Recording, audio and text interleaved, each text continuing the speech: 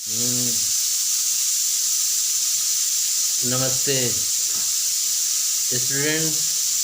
फिर एक बार हम लोग घर पर रहकर ही अध्ययन और अध्यापन का कार्य कर रहे हैं। फिर एक बार हम लोग घर पर ही, अभी कोरोना की महामारी चल रही है, बहुत लोग अपनों से बिछड़ रहे हैं। घर में रहना है, स्वस्थ रहना है और सुरक्षित रहना है। जान है तो जहान है, जहान है तो जान है। घर पर रहें, स्वस्थ रहें, कहते हैं ना, घोंसला और हौसला दोनों नहीं छोड़ना है। घोंसला और हौसला दोनों ही नहीं छोड़ना है। जब दोनों ही छूट जाएगा तो दिक्कत हो जाएगी। तो इस स्थिति में ना घोंसला छोड़ना है और ना हौसला छोड़ना है। चलिए अब सब्जेक्ट पर आते हैं। हम लोग कोर्स 9 का अध्ययन करना है और कोर्स 9 के यूनिट 7 और 8 में, कोर्स 9 के यूनिट 7 और 8 में हम लोगों को पढ़ना है विचलनशीलता की माप। विचलनशीलता, जब क्लासेस ऑफलाइन चल रही थी तब भी मैंने विचलनशीलता के बारे में बताया था।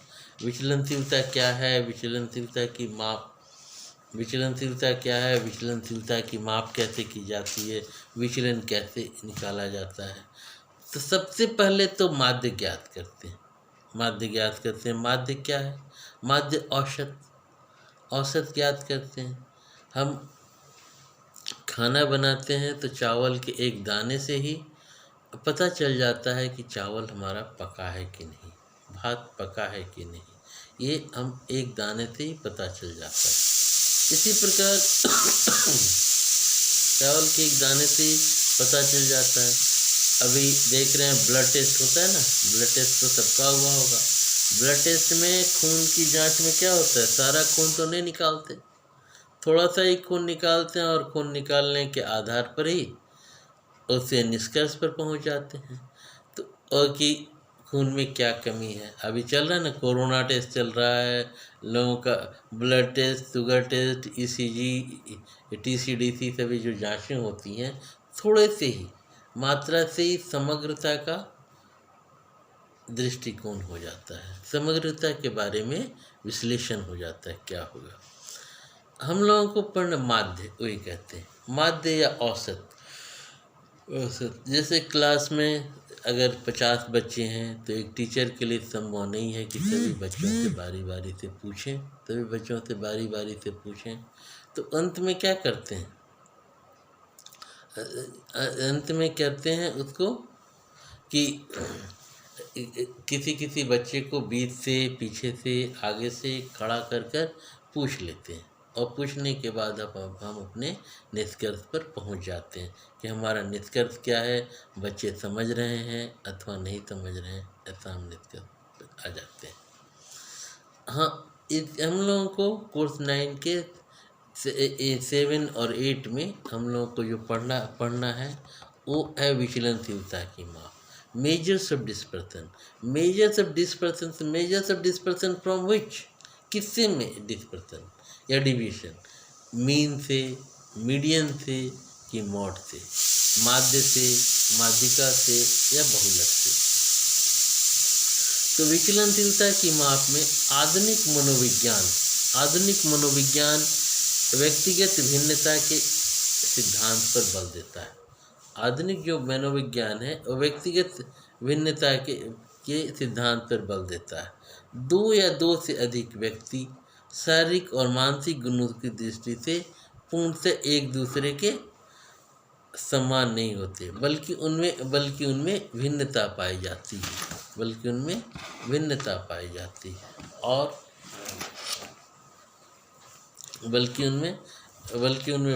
पाई जाती है और मानसिक गुणों की दृष्टि से भी वो आपस में भिन्न भिन्न होते हैं। तो विचलनशीलता वह गुण जो बताता है कि चरों के मान माध्यमों के चरों और के कहाँ तक बिखरे हुए हैं। विचलनशीलता के आधुनिक मनोविज्ञान व्यक्तिगत भिन्नता के सिद्धांत पर बल देता है।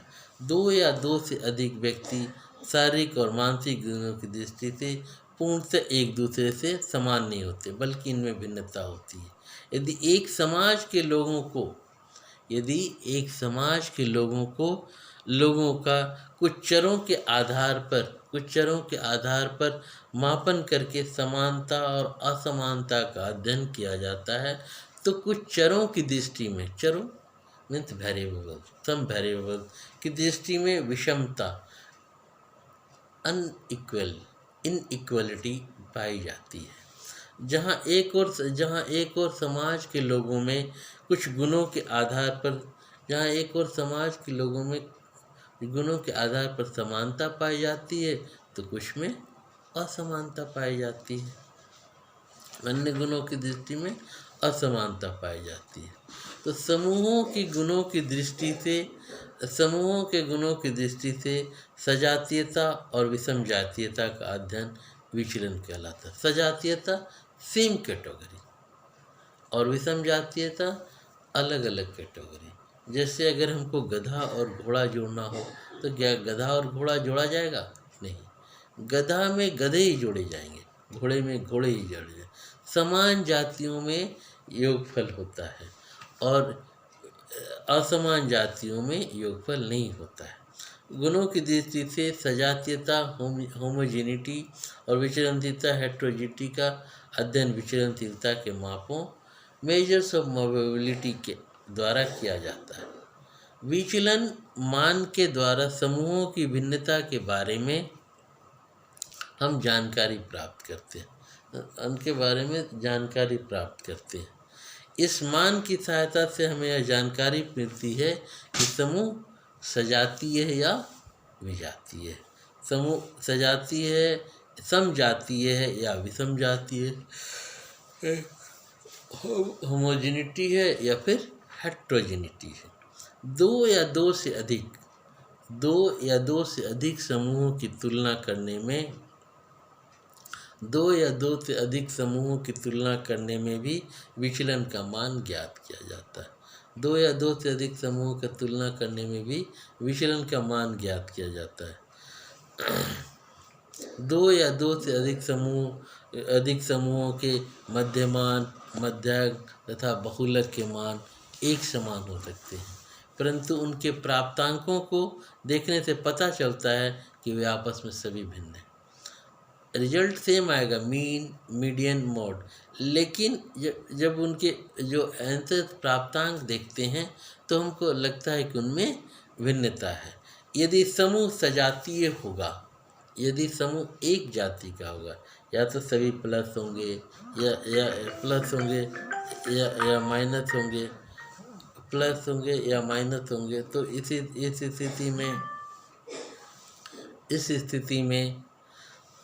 इस स्थिति में उनका उत्तरों में भी अंतर आएगा। अतः माध्यिका तथा बहुलक के मान एक समान होते हैं, परंतु उनको प्राप्तांकों को देखने से पता चलता है कि वे आपस में सभी भिन्न हैं। यदि समूह सजातीय होता है तो विचलन कम होता है, जबकि यदि समूह विषम जातीय होता है तो विचलन अधिक होता है। अतः दो या दो से अधिक समूहों के बारे में ज़्यादा विश्वसनीय जानकारी प्राप्त करने के लिए केंद्रीयवर्ती मान क्या है? माध्य, माध्यिका और बहुलक। केंद्रीयवर्ती मान है माध्य, माध्यिका और बहुलक के साथ साथ विचलन का भी मान ज्ञात किया जाता है। उपरोक्त इस तथ्य को एक उदाहरण के द्वारा भली भांति स्पष्ट किया जा सकता है। मान लीजिए कि दो छात्र ए और बी एक परीक्षा में सम्मिलित होते हैं और भिन्न भिन्न विषयों को उनके प्राप्तांक निम्नलिखित हैं। छात्र ए प्राप्तांक, छात्र बी प्राप्तांक। छात्र ए में गणित में आता है उसको 76 नंबर, अंग्रेजी में इंग्लिश में उसका आता है 34 नंबर, विज्ञान में आता है, साइंस में आता है 62 नंबर, और सामान्य विज्ञान में आता है 68 नंबर।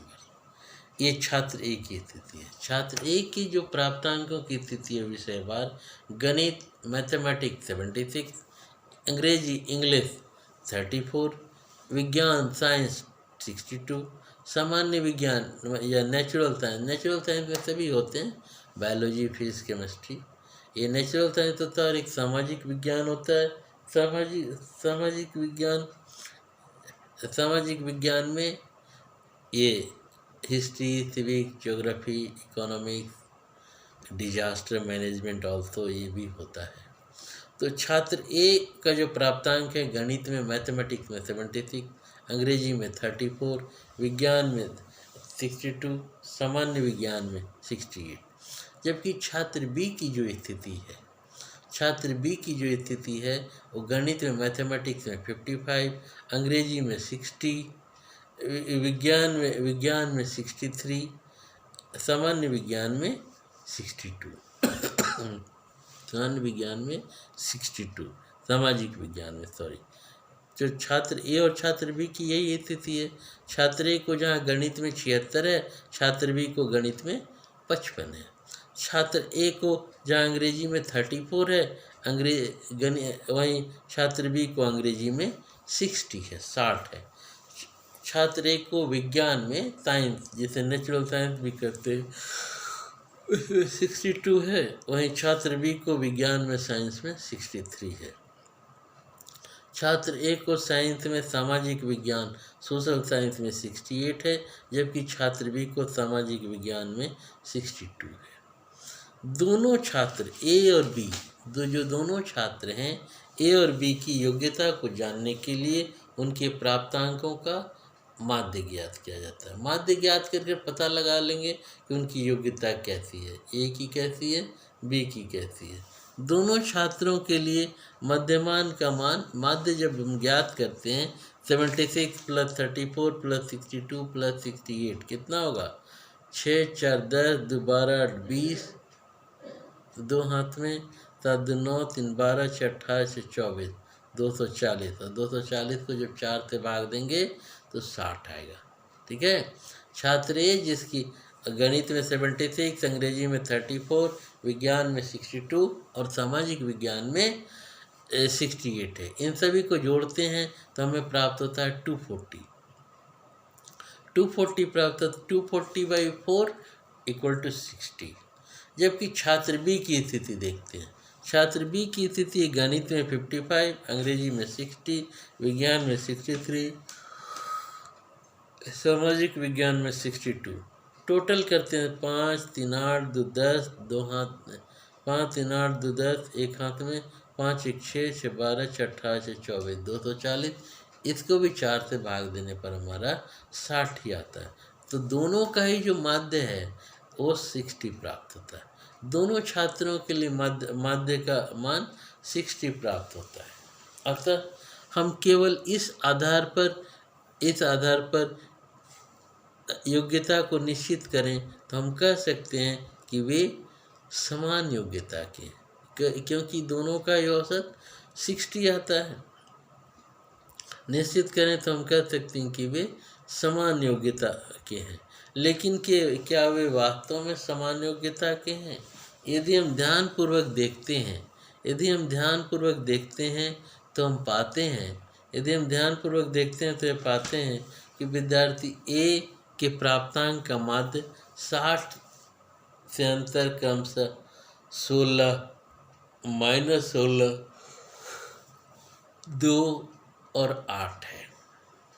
ठीक है। यदि हम ध्यानपूर्वक देखते हैं तो हम पाते हैं कि विद्यार्थी ए के प्राप्तांक का माध्य 60 से अंतर क्रमशः 16, -16, 2, 8 है तथा विद्यार्थी बी के प्राप्तांकों का माध्य 60 से अंतर क्रमशः -5, 0, 3, 2 है।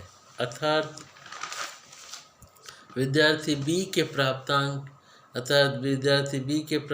विद्यार्थी ए की तुलना में माध्य के बहुत ही नज़दीक है, बहुत ही निकट है। अतः मध्यमान का मान 60 विद्यार्थी 60 विद्यार्थी बी के लिए अधिक सत्य के करीब है, अधिक सच के करीब है। इसके बाद विचलन तीव्रता का अर्थ क्या मीनिंग होती है? मीनिंग ऑफ वेरिएबिलिटी, विचलन तीव्रता को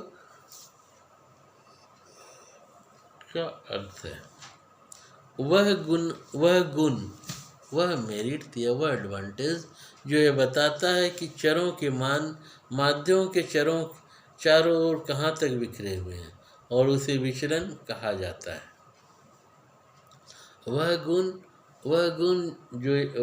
जो यह बताता है कि चरों के मान माध्यों के चारों ओर कहाँ तक बिखरे हुए हैं और उसे विचलन कहा जाता है। वह गुण जो यह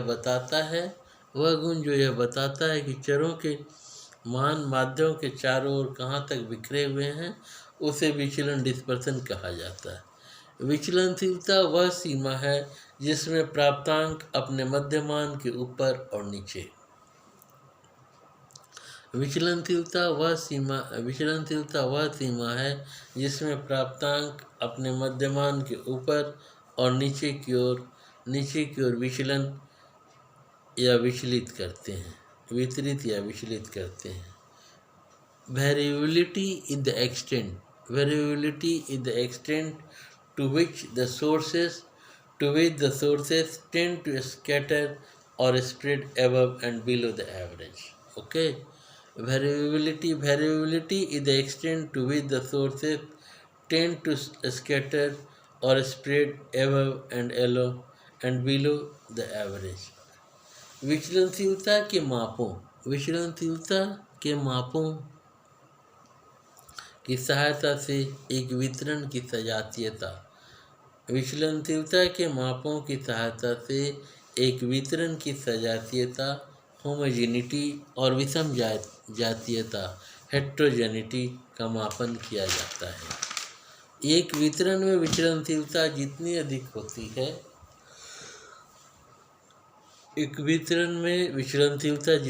होती है, वो वितरण में विचलन तीव्रता के मापों में भी भिन्नता होती है। विचलन तीव्रता की मापों को कई नामों से जाना जाता है, जैसे measures of deviation, measures of dispersion. Okay, दो है measures of dispersion, measures of deviation etcetera. विचलन तीव्रता की माप ज्ञात करने की निम्नलिखित विधि है। पहला प्रसार, रेंज। दूसरा चतुर्थांश विचलन, क्वार्टाइल डिवीएशन। तीसरा मध्यमान विचलन, एवरेज और मीन डिवीएशन।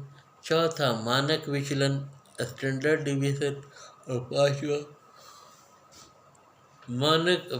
मानक विचलन गुणांक, कोएफिशिएंट ऑफ स्टैंडर्ड डिवीएशन। ठीक है, तो ये विचलन तीव्रता का हम लोगों को अध्ययन करना है। विचलन तीव्रता